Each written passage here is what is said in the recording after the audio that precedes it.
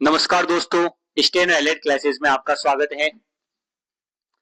जैसा कि आप राजस्थान हाईकोर्ट रिक्रूटमेंट 2026 का वेट कर रहे थे, तो आज ऑफिशियल नोटिफिकेशन जारी हो चुका है। अगर आप राजस्थान हाईकोर्ट स्टेनोग्राफर की तैयारी कर रहे हैं, तो यह वीडियो आपके लिए बहुत इंपॉर्टेंट है। इसको पूरा देखें और एंड में जो मैं आपको टिप्स एंड ट्रिक्स दूंगा, उसको भी जरूर फॉलो करें, जिससे आपकी स्टेनो टाइपिंग एंड एफिशिएंसी भी अच्छी हो पाएगी।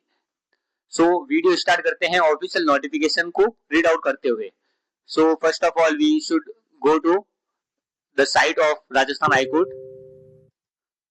लेटेस्ट अपडेट में जाने के बाद आप देखेंगे कि रिक्रूटमेंट में 17/7/2026 advertisement for joint recruitment to the post of stenographer for district court and DLSA 2026 start. Okay, so notification की डेट आप देख पा रहे हैं 17/7/2026 है। परीक्षा का नाम जिला, यही हिंदी की वैकेंसी आई है और साथ में इंग्लिश की भी आई है, जो कि राजस्थान हाईकोर्ट के जिला विधिक सेवा प्राधिकरण स्थायी लोक अदालत सहित में आशुलिपिक ग्रेड हिंदी के रिक्त पदों पर सीधी भर्ती हेतु प्रतियोगी परीक्षा 2026 होगा। पद का नाम है जिला। आप मतलब देख सकते हैं कि ये पूरे पद नाम और ये सब कुछ लिखा गया है। इसकी अवधि और वेतन भी लिखा है कि 23,700 रुपए आपको प्रोबेशन पीरियड में मिलेंगे, जो कि 2 साल का होता है। और ऑनलाइन आवेदन की प्रक्रिया के तहत आप देखें कि दिशा निर्देश नीचे दिए गए हैं, जो कि http://www.hcrajnic.in पर उपलब्ध है। और मैं डिस्क्रिप्शन में पीडीएफ भी डाल दूंगा, जिससे आप ऑफिशियल नोटिफिकेशन आराम से पढ़ पाए। आवेदन करने की जो समय सीमा है वो 22 तारीख से यह नोटिफिकेशन शुरू होगा, लाइक बुधवार से शुरू हो जाएगा, जो कि 1 बजे से दिनांक 10/8/2026 सोमवार को साय 5 बजकर शाम को 5 बजे तक रहेगा। ऑनलाइन परीक्षा जो शुल्क है वो भी 22/7/1 से 11/8/2026 को साय 5 बजे तक रहेगा। परीक्षा का जो स्थान और माह होता है वो भी यहाँ लिखा गया है कि यह एग्जाम माह सितंबर में 2026 आयोजित किए जाने की संभावना है, जो कि मोस्ट ऑफ द करेक्ट होता है। तो आप तैयारी अभी से स्टार्ट करें और साथ ही साथ टाइपिंग और एफिशिएंसी भी कंटिन्यू करें।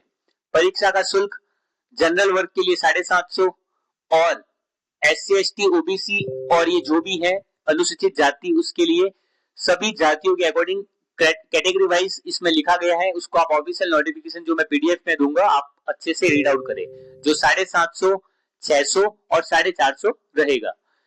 आगे बढ़ा जाए तो हम देखेंगे कि ये टीएसपी विभिन्न वर्ग वेरियस कैटेगरी जो रहेगी, महिलाओं के लिए, दिव्यांगजनों के लिए, और क्षैतिज आरक्षण में राजस्थान की अनुसूचित जाति और जनजाति के लिए, सामान्य वर्ग के लिए और अन्य पिछड़ा वर्ग के लिए।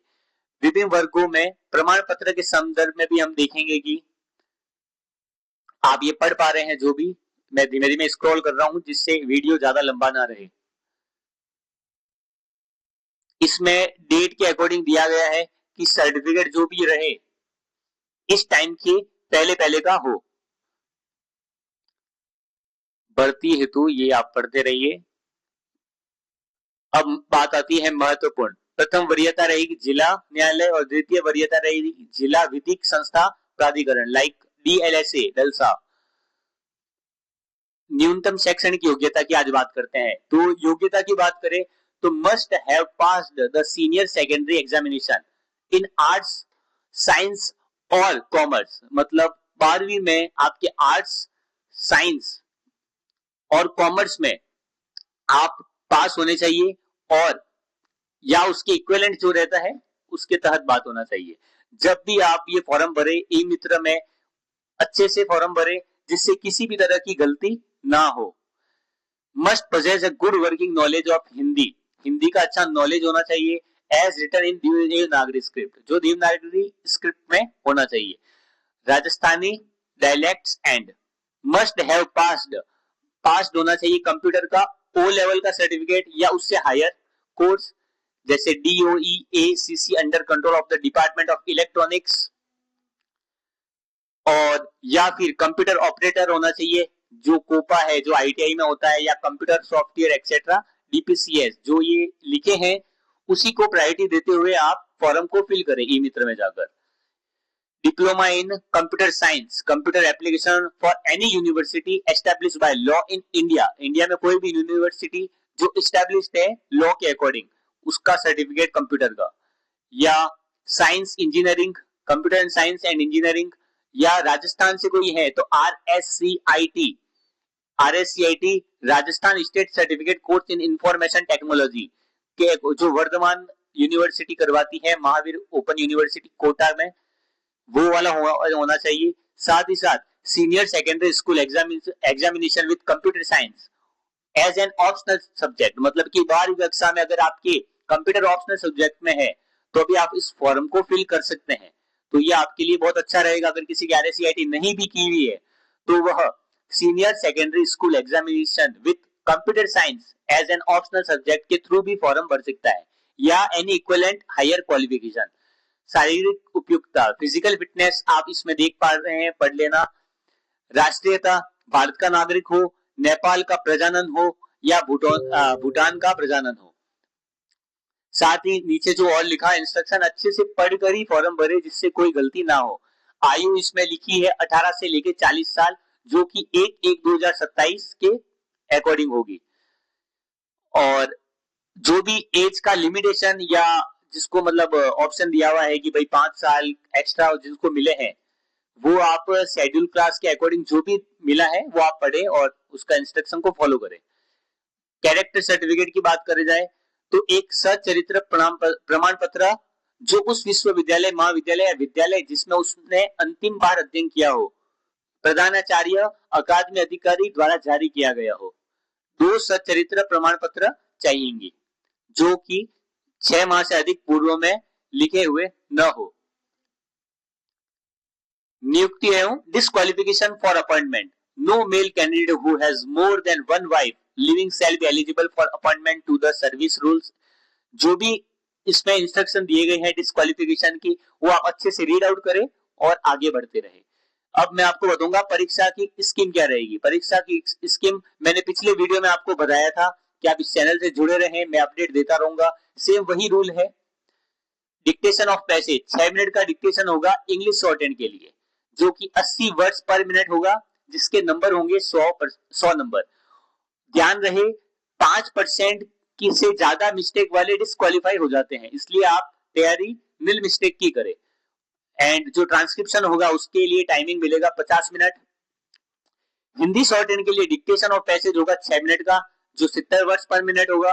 ट्रांसक्रिप्शन 50 मिनट मिलेंगे और 100 नंबर का होता है। इसमें कट ऑफ 98 99 समथिंग जाती है। पिछली बार किसी ने 200 में से 200 नंबर लाए थे क्योंकि 100 में से 100 स्टेनो में वह स्पीड और एफिशिएंसी में 50 में से 50 तो 200 में से 200 लाकर बहुत अच्छा स्कोर उन्होंने किया था हिंदी में।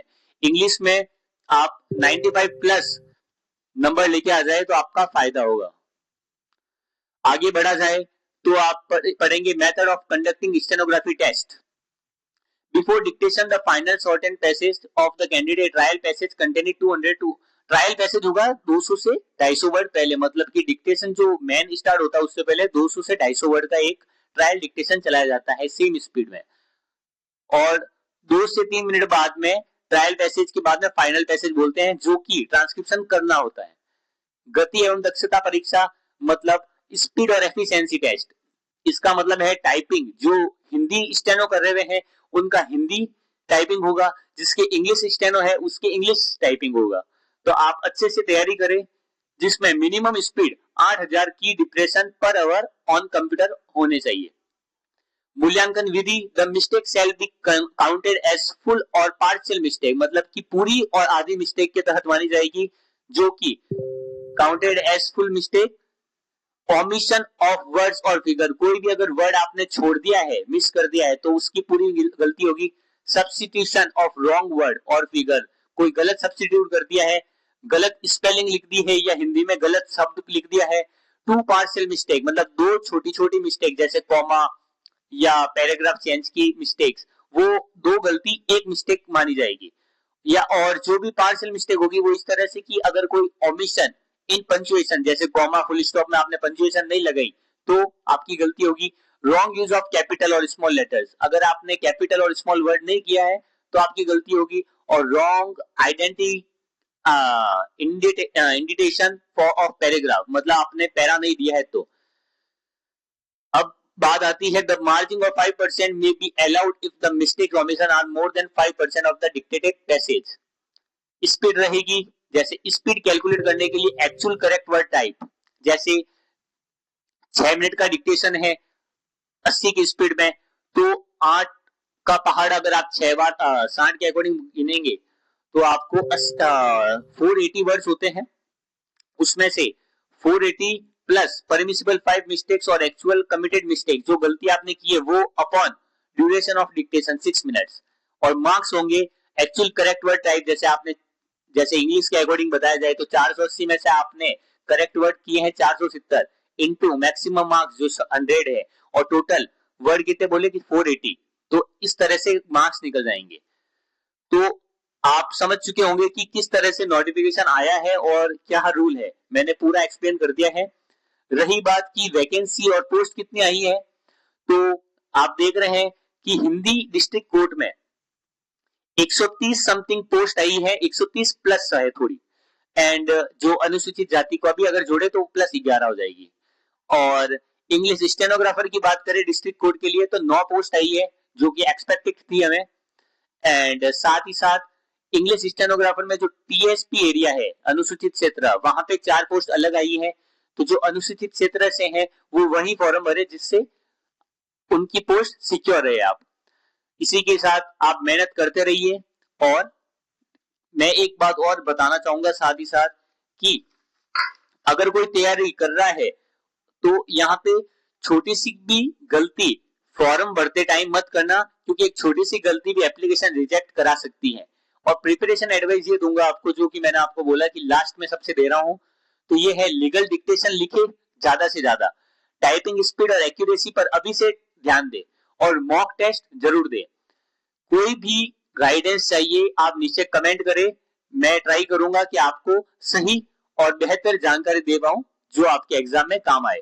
और कंक्लूजन ये रहेगा कि अगर आपको ये वीडियो अच्छा लगा हो तो इसको लाइक करें, चैनल को सब्सक्राइब करें, और टेलीग्राम चैनल लिंक जो मैं आपको दे रहा हूं डिस्क्रिप्शन में, उसको आप फॉलो करें और चैनल से जुड़े।